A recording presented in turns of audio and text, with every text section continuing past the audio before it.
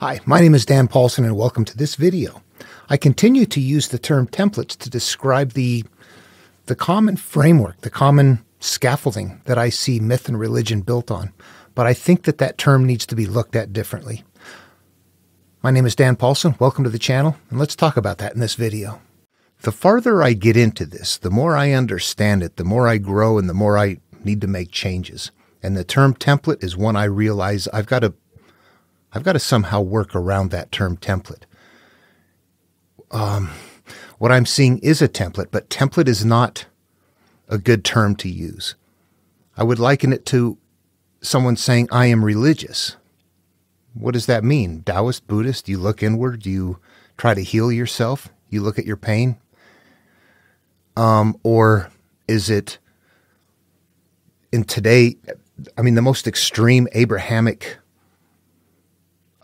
the most extreme believers in Abrahamic religion, I'll just say, have this idea that if I worship Jesus, I'm going to heaven. So it's gone from one extreme to I really look inward and look at everything to I don't look at anything. I turn it over to something else, and that's all I need to do. And you can look and see differences in how it works. The person that turns inward is going to heal, and they may struggle, they may have difficulty, but they're going to continue to work on themselves and turn inward. The extreme one looking outward to the supernatural tends to get worse and worse in their behavior. You can look at the two and say, if they're both religious, I don't know what religion means then, because their values, the way they handle people, the way they talk about others, the way that they judge others are not even close to being the same thing.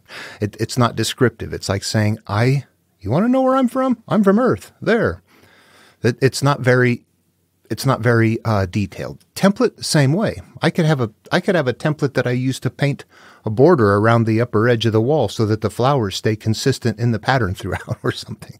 Templates could be a lot of things. How to sequence a building something. If you're putting something together and you might have to build certain parts that in a sequence for it to work. There would have to be a template. A template is really, that's it. It's a sequence that is in some way repetitive. So it's not a descriptive term. It's like religion or something. Yeah, it's just too broad. So what is it that I'm working with here then? Despite the fact that it can be on a template and that it is on a template, that's not what the core is. The core is that it is a human life sequence. That's it. A human life sequence where we're, being born, living through life, how we come about, how we interact with ourselves to heal, how we change our lives. It's all very personal, inner growth material. One pattern of that. It's how the human comes about. There's no deviation from that. And there's no deviation from the pattern. You cannot heal and then go get hurt. You have to get hurt first before you can heal. There's certain things that are going to happen. You can't get worse and have the world raucous if you haven't been born yet or haven't have first sin. There's a sequence of things that have to happen all the time that correlate to each human life and our personal experience. And that is what becomes the template. I've said there's two templates. Initially, I saw that there was one that was the interaction, the self-healing. I'm called, I turn inward, I go in to defeat my demons. All of that is what is there, basically, in a nutshell. But there was a piece in front of Genesis. In other material, there's pieces in front. And I eventually realized that's our birth, where we emerge. Then here's how we come about. Here's how we divide. Here's how it gets worse. Then the monomyths pick up.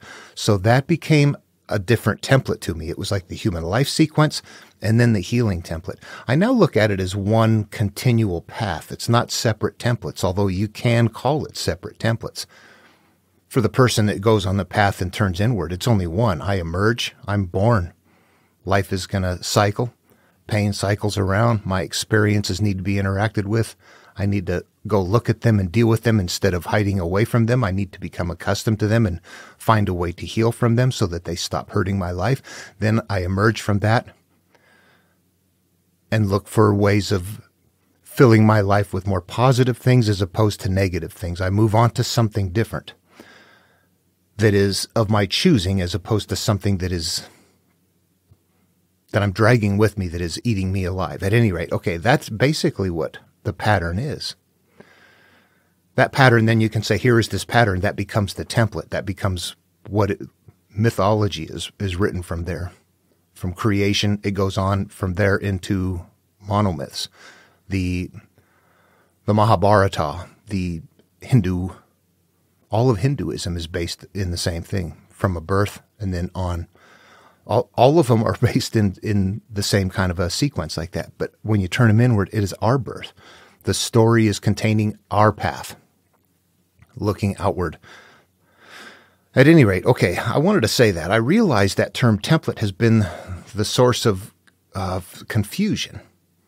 And it is a template, but it's not descriptive enough. Yeah, I agree. What is a template? But then what do you call it? Instead of saying we're going to look at the templates that frame myth and religion, do you say I'm going to look at the sequence that frames myth and religion? What difference does it make? Somehow in the learning process we have to get through it all. But I realize, I'll probably still call it template. It's just wired into my brain now. But I realize it is a pattern sequence that is the human life sequence. And that might be easier for people to, I don't know, wrap their brains around the interpretation when it's put that way. This is human life sequence. This is your life sequence. Put yourself into the story. It's not a template off in the distance. It's a template up in my mind's experience. Okay, I just wanted to say that here. If anybody has any ideas with that, yeah, I don't know what to call it, despite the fact that that's, when you talk about it, yeah, that's what it is.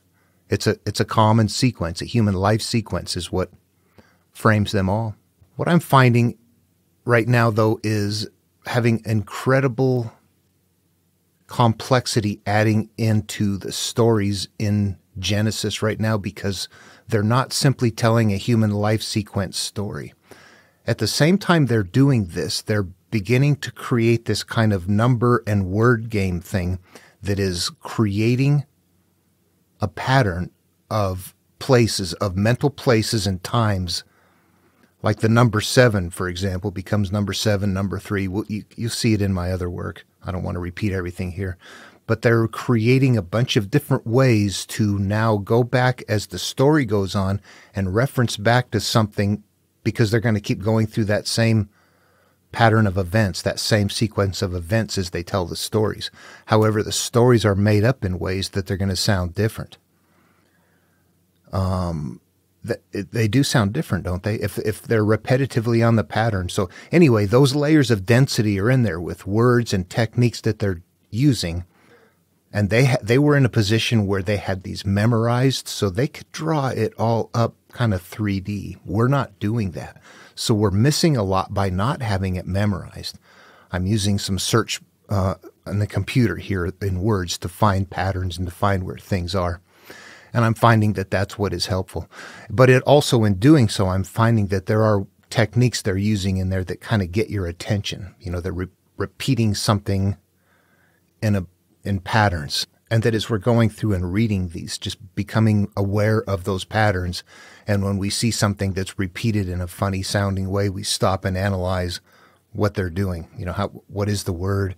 How many times is it being repeated? What's in reference to? We'll find ways where they've left clues that this was meant for people back then to have in their hands to figure out. And of course, I said hands there.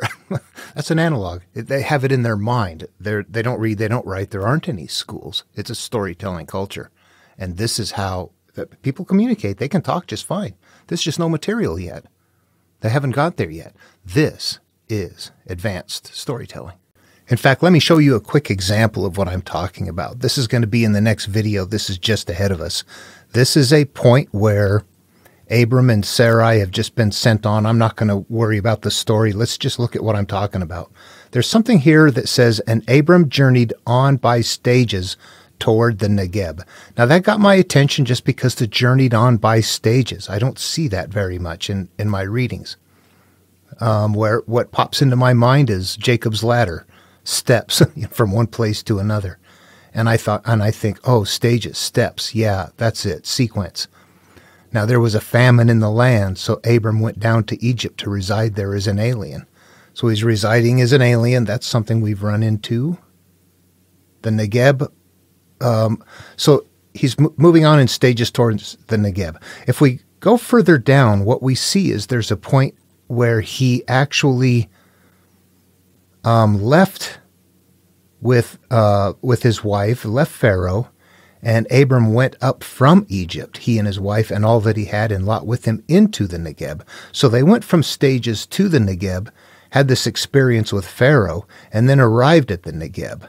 But then, after being there and just announcing that he was rich in livestock and silver and in gold, then he journeyed by stages from the Negeb.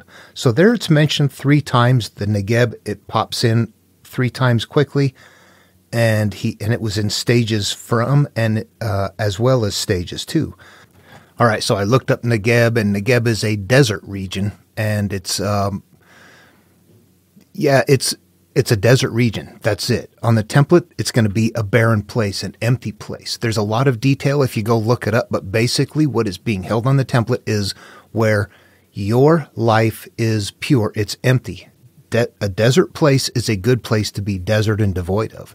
So he's going up by stages towards the Negeb, we're moving towards this idea of purity, but we have to do that in steps. And then we arrive there, but then what happens?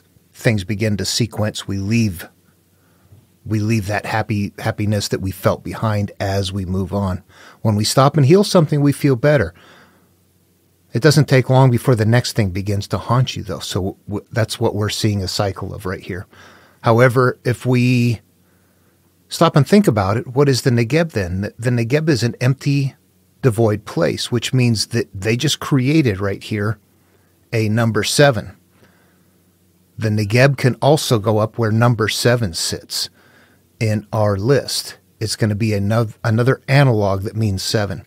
So we got 7, 3, pure, unjudged life, carefree. That's what that means. Those aren't going to be analogs. But from the east is going to be 1.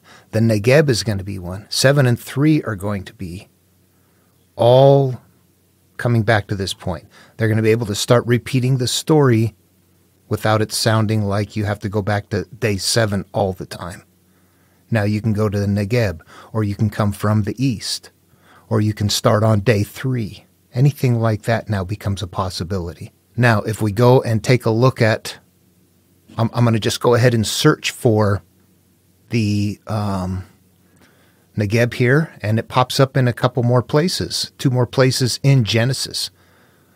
I believe it's going to be elsewhere in the Bible, but it's going to mean what we've just established here, though, is the Negeb means that empty, devoid self, where we are not connected. We are... I'm free of things right here. That is what the Negeb means. So after finding the Negeb, that Abram had gone there, moved there to stages, was there, and then left. If I go now and... Oops, I'm on the wrong page here. There we go. I'll click on the next one down. It shows up 5 times here in my navigation, in my search, my find navigation. And it comes up next. The 4th time it appears is...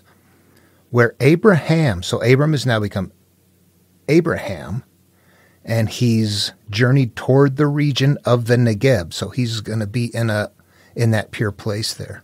And then if we jump to the next one, it is all the way down in, where is this further along? I don't have it figured out quite yet. Well, just an example here of how they're doing the words.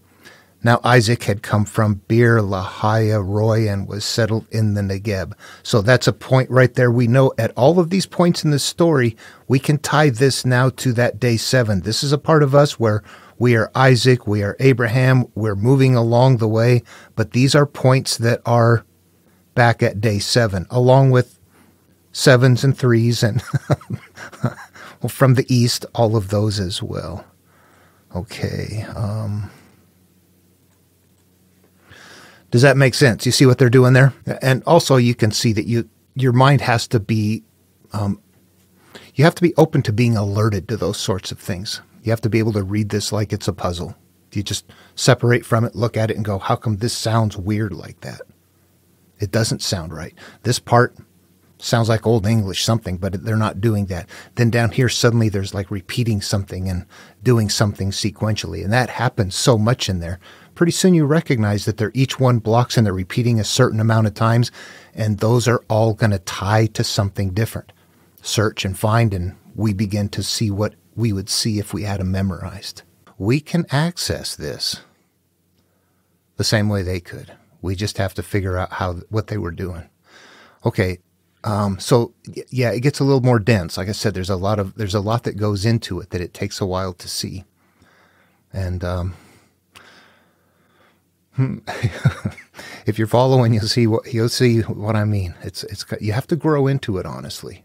You have to see it for yourself at some point.